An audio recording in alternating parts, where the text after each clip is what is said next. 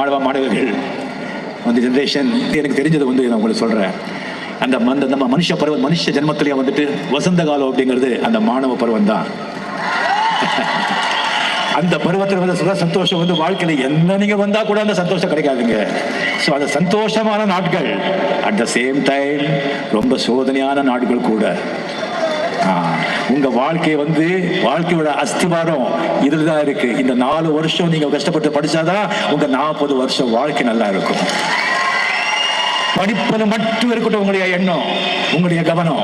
வேற எதுலையும் நீங்க கவனம் செலுத்தாதீங்க.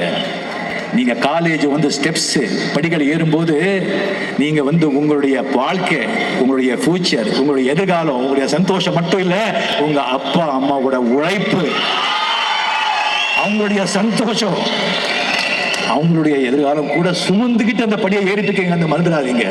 எக்காரணத்தை கொண்டு படிப்பு தான், அதுல தான் கவனத்தை செலுத்துங்க. அரசியல் பத்தி தெரிஞ்சுக்கங்க, புரிஞ்சுக்கங்க.